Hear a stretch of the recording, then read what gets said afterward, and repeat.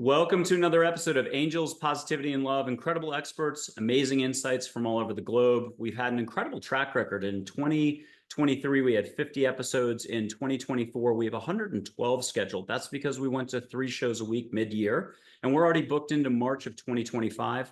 We've got guests who are New York Times bestsellers, healers, scientists, professors, doctors, psychiatrists, you name it.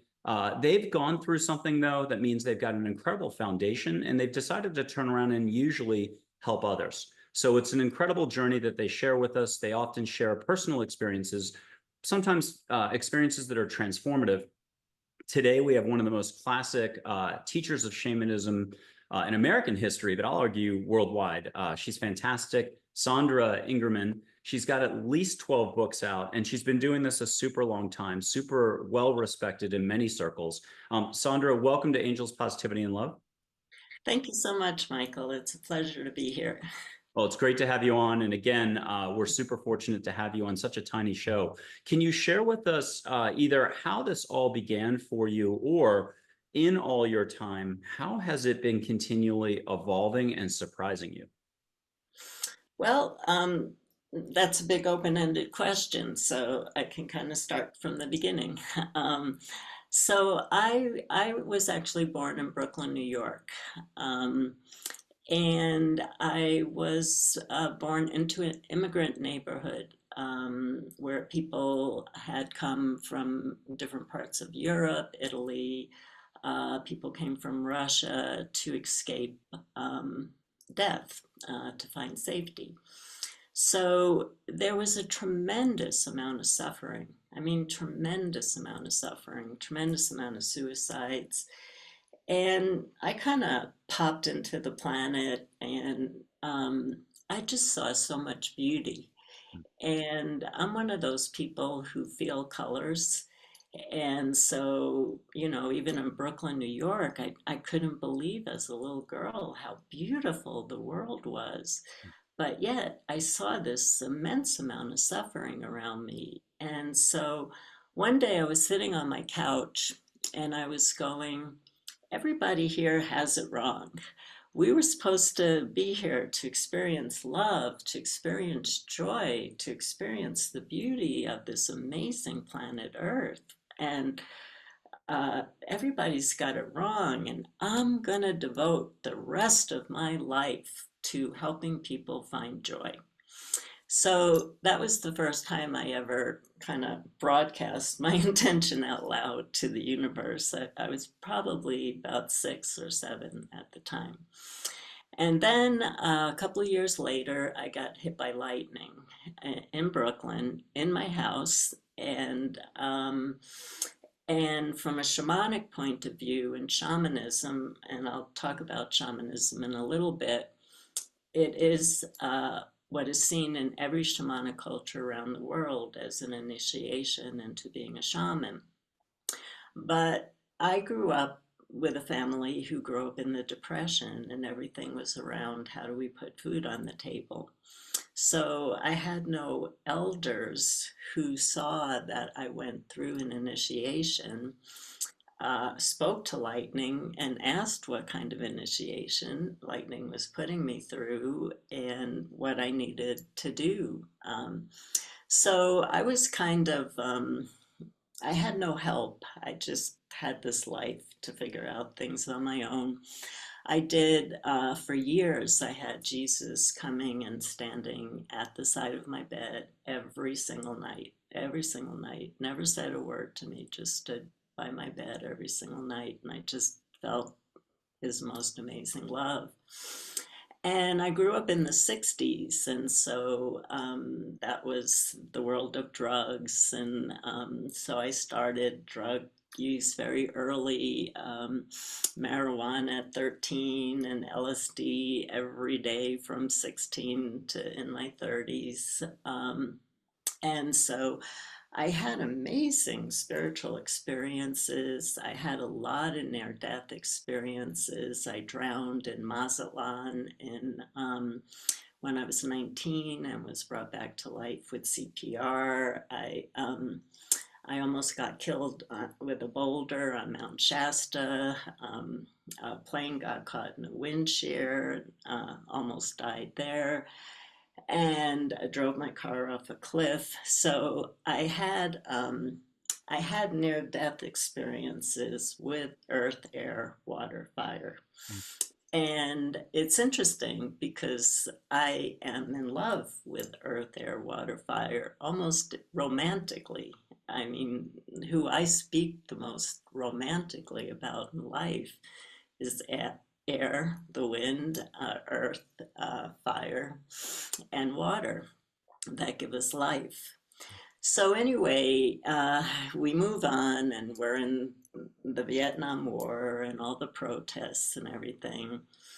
And I'm protesting and reading as much as I can on spirituality. I read every esoteric book that I could find.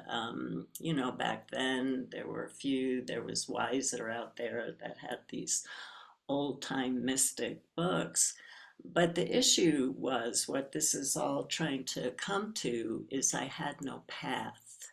I just had amazing spiritual experiences, but I had no path.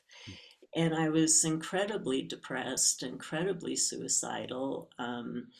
Uh, um, Depression came from listening to so much suffering as a child and not knowing what to do with it. People would stop me on the streets.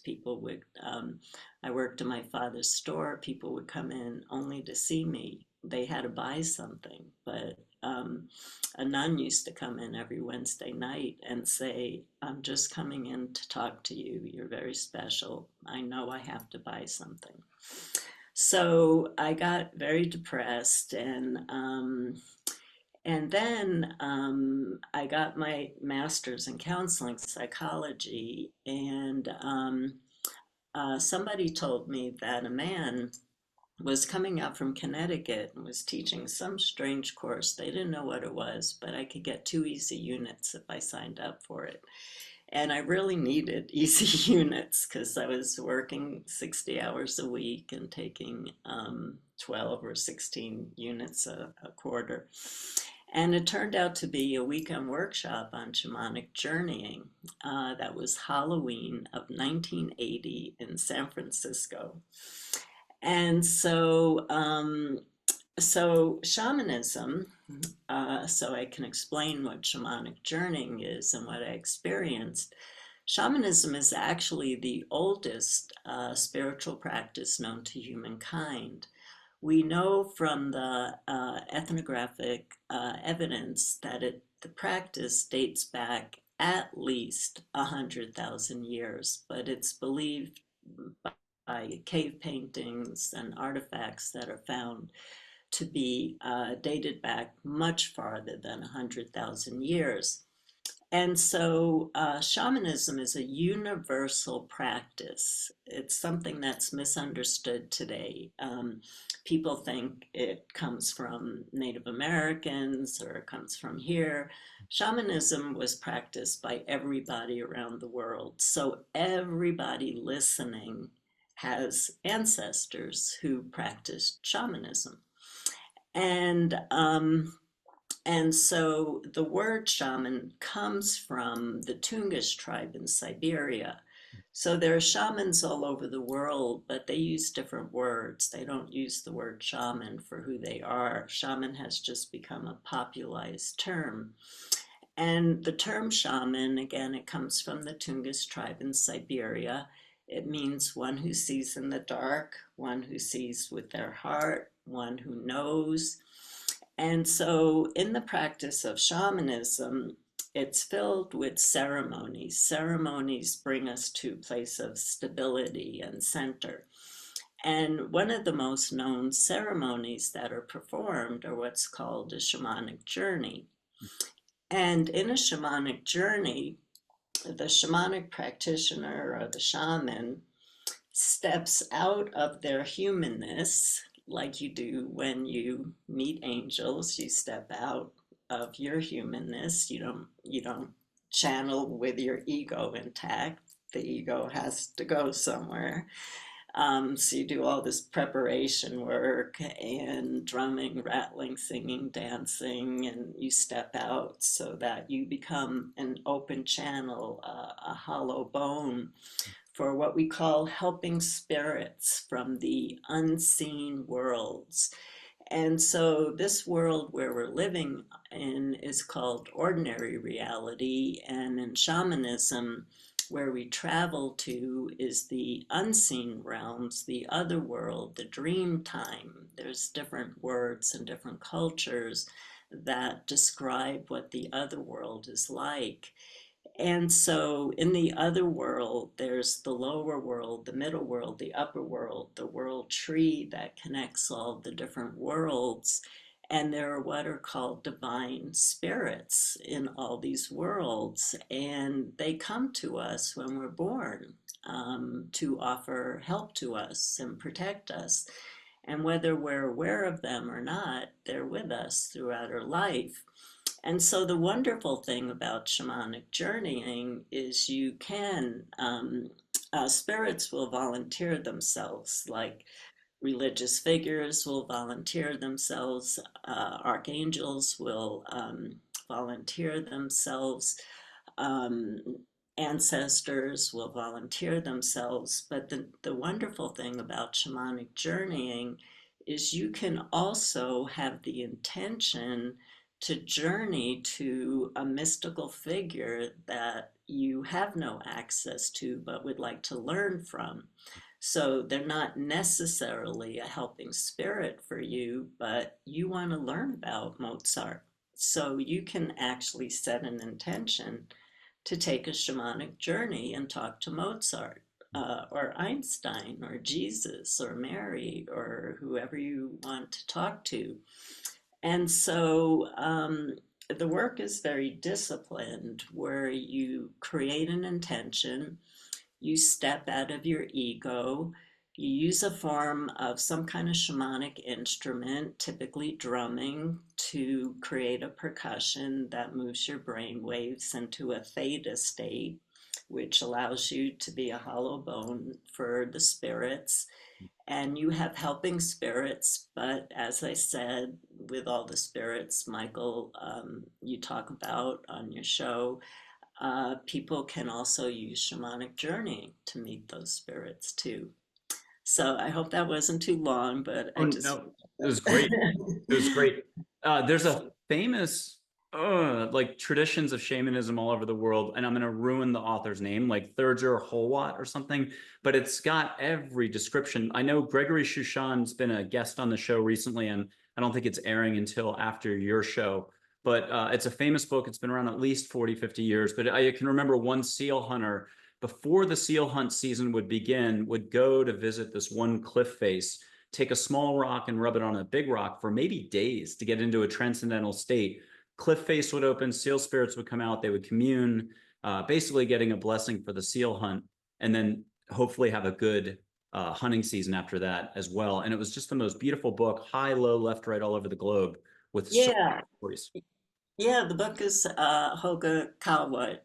Uh, And I forgot to pull it off my shelf because I would have loved to have just popped it up. yeah, I'll try to remember to put that in the notes as well. Obviously, you have 12 books out at least, 13 now. 13. Yeah. Can you, before we get to your books and before we get to how you've been rolling either lately or, over the decades, because you've seen a lot, done a lot, what's the biggest thing you're not getting asked in interviews? What have you come to a conclusion about lately? You can, tamp it down if you want for public consumption, but where are you today for the big ticket, big messages for all of us just to remember? Because we forget everything. Right, yeah. So I have 13 books, and I also have a newsletter, and I haven't missed a month since I started it in 2000. So I do have a lot to say. Mm. And shamanism, the thing that people don't understand about shamanism is that the reason shamanism is still around today is for two reasons. One, it gets results, and it evolves over time to meet the needs of the people. So nobody's practicing shamanism like it was practiced back. in HOLGER, KALWEIT's time in 100,000 years ago.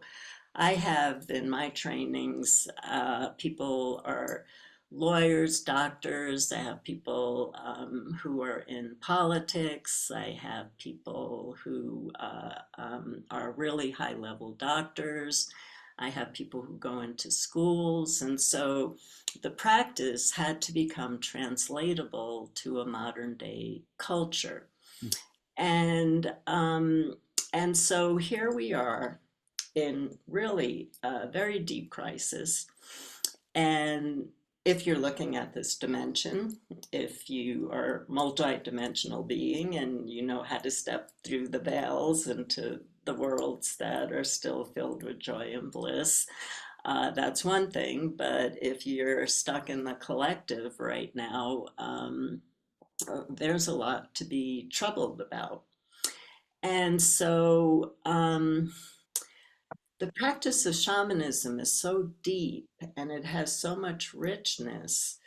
But what we're seeing today, still, I've been seeing it for over 20 years now, is people are surfing spiritual practices. And so, as individuals, we do have, I'm really thrilled that I have so many students who are going to the deepest levels possible. I mean, it blows me away at how deep they're going. But what I see, because I try to not only see what's going on in the spiritual community, I also rely on networking with other people. There's still too much surfing the surface waves. People are not willing to go deep. Mm. So, like the last book I wrote is Walking Through Darkness, and I did an audio book, my own audio book, Polishing the Path of the Soul, put out by Sound True. And both the book and the audiobook I created, the audiobook, I more take people through by the hand, and I'm doing the all the exercises live, so people are with me during them, is really giving people a roadmap of how to walk through the darkness when really dark times come and you experience a lot of loss. And it's really interesting because the people who read the book or listened to the phenomenal audio, um, they say that it took them through the hardest places of their life. Mm. But it's amazing how many people will not approach the darkness, and it's just not an interest for them. And so I was trying to create a roadmap, not just for people who suffered a lot of loss, but to help people who are going to suffer a lot of loss. Here's what you do when hard times come, because we used to have elders who used to do that for us. We don't anymore. And it's just interesting to me how people don't want to approach that particular subject. They want to stay with the positivity, and both are there. When you walk through the darkness, you can't sit down in the dark and you have to keep moving forward.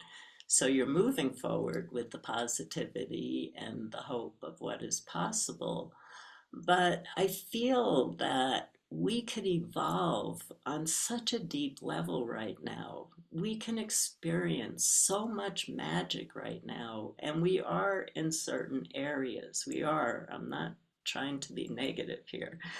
But when you look at the biggest portion of the spiritual community, they want to go, I'll watch 3 minutes of this podcast, I'll read 3 pages of this book, and oh, I'm a shaman, or I know more than Michael does about angels. And that's what we're seeing. We're seeing experts coming out who just read a few sentences of things. Mm. And so it's a scary time for me as a shamanic teacher, because a lot of people are getting hurt by people who are either into their ego or just into greed. There's a lot of people who are reading a book. They're charismatic. They can bring people into a circle, but they hurt people because they don't know what they're doing. So it's a very scary time. It happened with Buddhism, it happened with yoga, it happened with meditation, and it's been happening with shamanism over time, Hmm. but now we're seeing it in a really big level. So I'm so hopeful in the evolutionary opportunities that we have, but we have to be willing to go into those deep waters and to have our ego be stripped and go through the initiation that the spirits are putting the planet through right now, where the whole planet is in an initiation. Our egos are being stripped. We're being asked to grow up and remember that we're here to experience unconditional love and to be caretakers of this earth. But when your ego is being stripped, there's a lot of work, there's a lot of loss that you have to do to get to that place where you're filled with harmony and peace about what's going on, and where you can truly emanate the light and love that's needed to heal this planet. And there aren't that many brave souls who are willing to go that deep. Um, um, and so that's a bit of a heartbreak for me. Uh, um, is it fair to say love is the fabric of the universe? Absolutely. Okay. Absolutely. I'm gonna read some random definitions of maybe compassion, but also ego, just coming from different unconditional love figures. I'd love to get a reaction, not a reaction, but just a reaction. You can run with it in any which way. It should spark. I got the word. It should spark something fun from you. Um, but here's one from Eckhart Tolle before I do unconditional love figures. Although Eckhart might be pretty light, so to speak, he said once, ego implies unawareness, and awareness and ego cannot coexist. So I'll put that as one quote out there. Here's another quote, maybe from an angel. Ego is fear, wasted time, and energy. And then Mary, the big Mary said, ego is blocking love. But let's switch to compassion. Jesus once said, compassion's open eyes and open heart. And then last one, Abe, the Abraham of old, an angel just on everyone's team. Compassion is not judging, taking action with no thought. What part of any of those quotes do you love or react to, or does it spark something you would like to share? Well, I'd like to give my definition of ego. So I had a very strange experience. It was years ago. I was living in Santa Fe. I went to the dentist, and the dentist, it was a big job, and the dentist asked me if I wanted nitrous oxide, and I said, yeah. And the spirits were so happy because I had stopped doing any plant medicine so many years before. Hmm. And they said, oh, we haven't had the opportunity to talk to you in this particular way. And they just started talking. Anyway, my dentist gave me oxygen to bring me down afterwards. And he said, are you back? And I said, I'm back, but I knew I wasn't. And I got in my car and I'm driving to a stop sign, and I am not exactly sure what to do. And I put my foot on the brake, and I realized at that moment I had this unbelievable download that the only job of the ego is to let us know where we are in time and space, because we're spirits. We don't we're spiritual beings. You know, we're spiritual light. You teach this, you know this. We're just spiritual light. We're not truly these bodies. And so as spirits, spirits don't taste, they don't smell, they don't know about time. Um, they don't know about stoplights and what to do in a car. So it's the ego's job to tell the spirit, go right, go left, don't drive off the cliff, things like that. But the ego, somehow or other, through history, and I don't know how this happened, maybe the angels can explain this, somehow through history, the ego believed that it was in charge of everything. Mm. And that's how we got into trouble, where the only job of the ego is to tell us, well, if you sit on the chair, you have to sit 6 inches or you're going to fall off. That's the job of the ego, is to tell the body where it is in time and space. That's my definition of ego. Mm. Um, can we talk about one of your books that you'd like to highlight? If someone was going to run out and pick up one or two of your books to get started checking out your offerings, where should they begin? Well, Medicine for the Earth is my most esoteric book.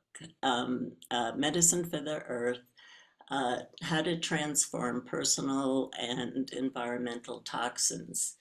And it teaches people how to use light to heal basically everything going on in the planet. Perfect. And that was from 2004, 20 years ago, but it's totally relevant today. So awesome. Yeah. Uh, Yeah.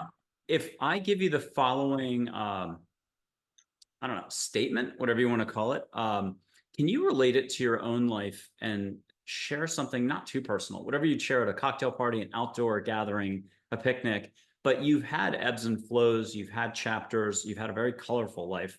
And so here's the statement. Life has many mini missions. Once one is complete, the next becomes apparent. Translate that any way you want, but what would be some flavor in any direction at any point on your trajectory that you wouldn't mind sharing? Well, shamanism is all about nature, and we're not connected to nature. We are nature. And so, as nature, we're always going through changing phases.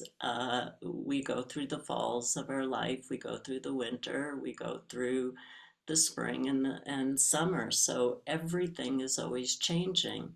If you look in nature, when any natural being stops growing, it dies. It dies. And so we're being pushed to grow because we are nature, and we're always going to be going through phases. There's never going to be a time where it's just, wow, okay, I can take a time out. Nature is changing constantly. And we do tend to get stuck sometimes for even a whole lifetime, but decades at least, or years, weeks, months, depends on the topic, the area, the quadrant of one's life. I've got a quote from a NASA astronaut. Same thing. Let the quote reverberate around and wherever you'd like to take us. But it's Story Musgrave, NASA astronaut, who said, "Getting out of the comfortable path, that's what exploration is all about." Can you take that? And it sort of ties into what you had just been talking about, but can you take us that next step forward? Yeah, and I think that was the point that I was actually trying to make about what people don't ask me is um, is that people don't want to take it to that out of the comfort. Everybody wants to stay in comfort, so it's like, do I really want to delve into Sandra Ingerman's work where I have to allow my ego to be stripped and all this inside out stuff starting to happen, and I have to really go inside of myself and do all this work? Or would I rather just lay down and have a nice sound healing bath for a few minutes and then go to see a shaman who blows some sage over me and things like that? So we're staying as much as we can in our comfort level, and our comfort level will never help us grow. Hmm. Staying in comfort will never help us grow. Comfort is nice. We want to take a break. We don't want to drive ourselves crazy. Part of nature is knowing when to rest. We don't know when to rest well in this culture, so we're dealing with a collective of burnt out nervous systems. But what is beautiful astronaut was talking about, comfort is part of the human condition is we don't want to leave comfort. We're having heat waves, so people get air conditioners, and the list goes on. Everything is looked at. How can I be more comfortable?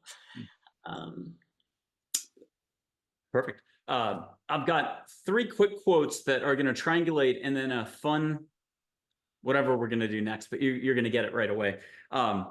So in 13 years here, I've learned just a couple things, not much, always a blank, very vacuous, still learning.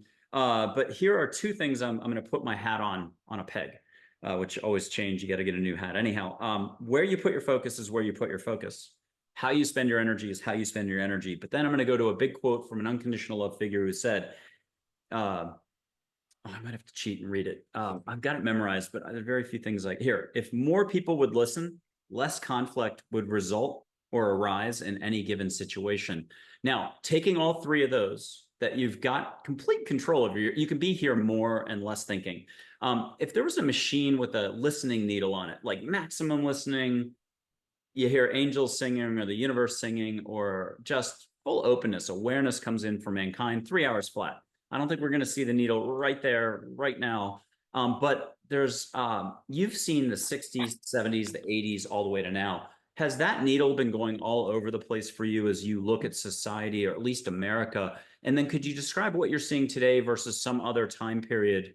Were we close in the 60s to being really open? It wasn't the 70s, was it? well, actually, what I've been talking about to my husband is because I was so active around the Vietnam War, um, I supported the soldiers. I want to be clear about that. It was the war I was against. Um, I just see, when I was growing up in school, um, we had drills for bombs. We had to get under the desk when bombs were going to be dropped to prepare for that. So what I've been saying to my husband is we're looping. We're actually looping back to, so I'm remembering my childhood by reading the news now. I'm going back and remembering, oh, we did this when I was little. We did this when I was in the 60s.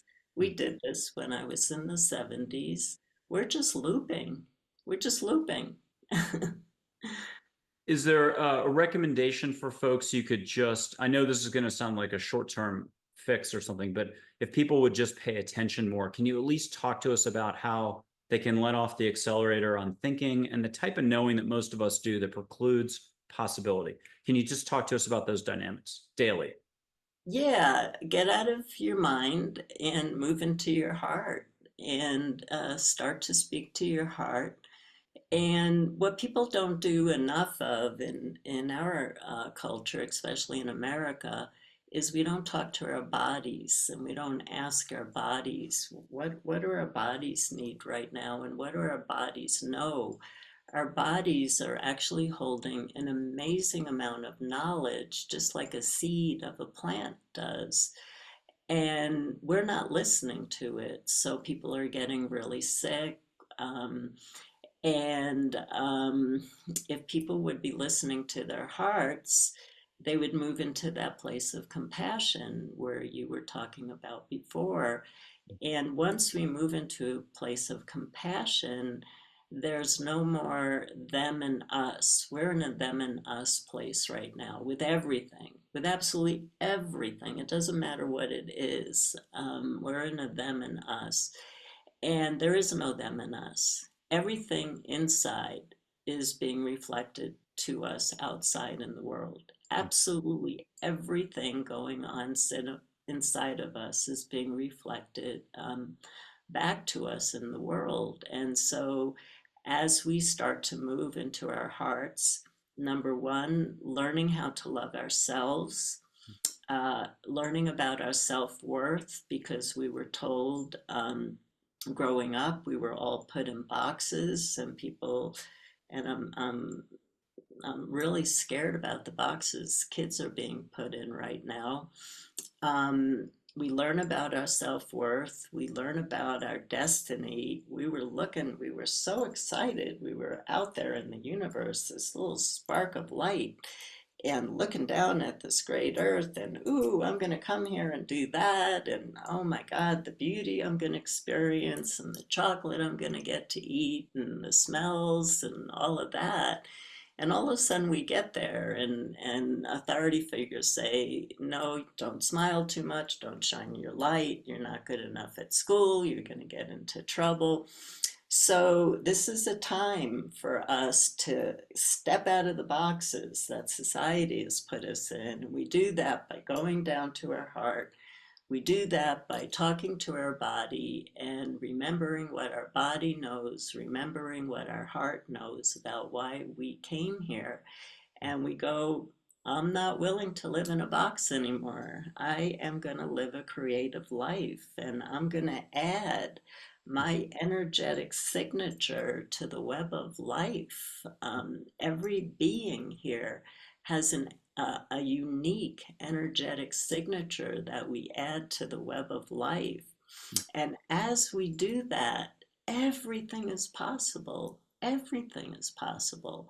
We have too many people who are remaining in boxes. We have to unbox everybody and let the brilliance. It's time to let our brilliance out. It's time for the changes to begin. It's time for sanity to come back to us personally and collectively. Well, just a couple more questions, but one of them is, and I'm going to try to choose my best words possible. It's about the galaxy, cosmos, universe. And if we look back at indigenous traditions all over the globe for eons and probably even further back, uh, there's the starseed concept, and I mispronounce everything. So the Hopi tribe, Hopi, I don't know. But the point is, so many different populations around the globe have believed in a connection to beings beyond us that are connected to us, that are love and here to support. And then I'll just mention in 13 years of doing this, angels in the last month and a half, because everything always changes. You think you know something and then wait a second, it's like the weather.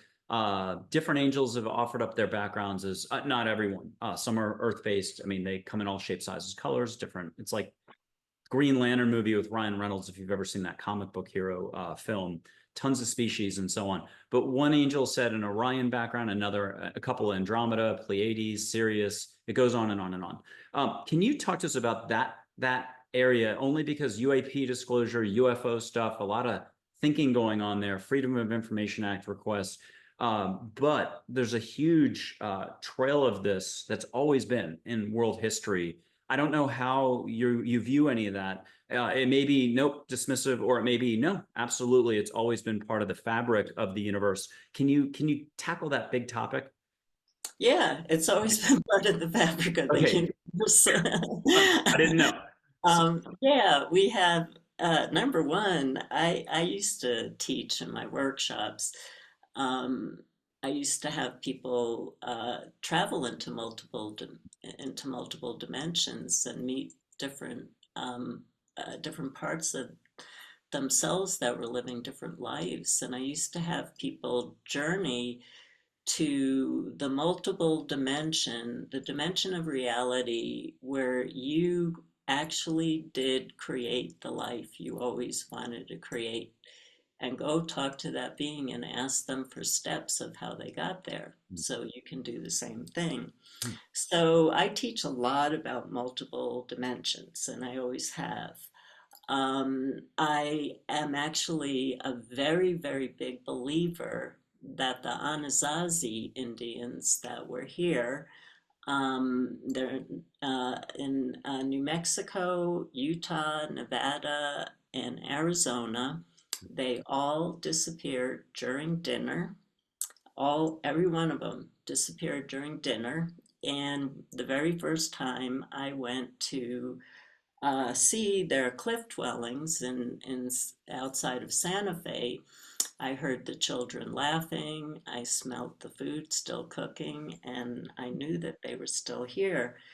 So I have my groups journey to them and ask them how they transcended out of here. And my main teacher, who is the Egyptian goddess Isis, she's been working with me for so many years now to help to teach me and to help me teach others how we can step out of this dimension into another beautiful, harmonious dimension. And we're actually seeing that going on right now because you see the people who are only planting, only out in nature. They've taken courses with me and love nature. They have no idea what's going on in the news. They're living the most beautiful, peaceful lives and bliss or joy. And then we have people who are fighting over everything. So people are choosing what dimension of reality they want to live in right now. Mm, And my message to people has been get clear because the door is closing. mm. And you got to get clear which dimension of reality you want to live in, and you have to start behaving and acting in that way. So I believe I've seen UFOs. I've never been taken up. I saw a UFO in Mount Shasta. I saw a UFO at 5 o'clock in the afternoon when everybody was getting off the bus in the Haight-Ashbury. Nobody stoned. We were all there. A UFO came down my street, right probably 6 feet above everybody who was on the street. There were about 20 of us who watched that. So, yeah, we talked to aliens and journeys. We talked to different species. I've been taken in a ceremony. ISIS took me once with a group that I was working. She took me billions of years ahead to different galaxies to where I brought a crystal and I asked all the beings from the different galaxies to blow blessings in for my circle and messages in for my circle for their survival and for their health and well-being. And then, of course, we work with nature beings. We work with the fairies and the elves and the leprechauns, and so there's really nothing left out of shamanism because for you go to the petroglyphs and you look at all the alien drawings on the petroglyphs. People have been talking to aliens forever. Okay, to wrap it up, actually, one thing before we do, and you'll be able to just close out the show, but with a note of optimism and how in each moment it's always the occasion. So it's never too late to start just doing a little more love and so on. But I did want to ask, you've got your offerings, you've got your books, you've been doing this a long time. Who else has been doing it well, either abroad, on some other continent, domestically? Is it the Four Winds Society, a group in Austin, Texas? Who also would you steer folks to if they're just gonna like want to consume books, hit the bookstore, new or used? Obviously, buy new helps the author out. But who can you give a thumbs up to that is certainly a good resource for people out there? Well, I train teachers and I have a website, shamanicteachers.com. Hmm. And these are some of the best shamanic teachers on the planet right now. So, and they write books, and there's a section on shamanicteachers.com of my other teachers' books. And that is who I would recommend. Those are the people I trust. I know them. I know where they learned. I know what they learned. I know their history. There's no other shamanic teacher on the planet I really know everything about them. So I train teachers to steer people to a safe place where they can learn the real work of direct revelation. Uh, uh, I don't teach South American shamanism, it's more Central Asian. And so there's over 100 teachers all over the world, and they're brilliant. And you could work with them remotely, you could work with them in person. They have their own websites, they have their own articles, they do their own podcasts. That's who I would send people to, and they're beautiful people, and we all love each other. And you end up falling into a circle that only believes in love and emanating light. Beautiful. Grow your awareness, not your thinking. Sandra Ingerman, thank you so much for being on Angels, Positivity, and Love. Total treat to have you on. Thanks. It's been a treat to be with you. I'm going to learn more about your work. I love what you're doing. Oh, And I just want to send blessings to everybody. We have so much opportunity to change everything that's happening right now. So please don't give up. Please do your work, and please know we can all do it together. and I'm gonna blow sage at the very last second because I've only forgotten like once or twice. The person was so incredible, I forgot to do it in the show. I've only had two folks who they just weren't gonna do it. You knew that, but we're booked 180 plus shows into March. So with your permission, and for audience at home, you've already done this if you've watched the show before. You can catch Sage. That would be linear, and it's cool. It could be plant medicine. It's whatever lingo, jargon, terminology, or the way you need to allow for it is the most important thing. So don't listen to me. But it's also flowers and ocean if you want to go wild. So your heart is really big, and maybe Sandra can mention one last thing about how big that heart is. Yeah, if you only knew, and I'm telling you, like on a lot of your journeying, you're gonna be like the heart's big. So I'm gonna light this though. If Sandra wants to smell it in New Mexico, you're gonna get it. Sorry for the stuttering here. Here's the flame. Some people start tasting it early. This is just regular Juniper Ridge stuff, sage that I find very consistent, and smoke. And again, this and one quick, just set your intent, ask for it wherever you are. It could be 2030 and you're in Germany or Australia. It doesn't matter. No time and space. Sandra can tell you that. And any extra flowers, wisteria, lavender, honeysuckle, something more exotic, fun. What are you getting, Sandra? Well, I definitely am smelling beautiful flowers coming my way. And I love if there isn't a smell that I love more than roses and then sage. Perfect. Well, thank you very much for doing that. You made my day. Um, Sandra, one last word about the heart. I don't think we appreciate as humans what we've been given here and how big it is. That's my little part of it. But you have a more eloquent way of saying everything. So say it. Well, the creator, if you look at how much love the creator made this earth from, so much love, so much unconditional love. And you were born from the creator. So you're a seed of the creator. So that same unconditional love that the creator created the world and you, Hmm. that is in you.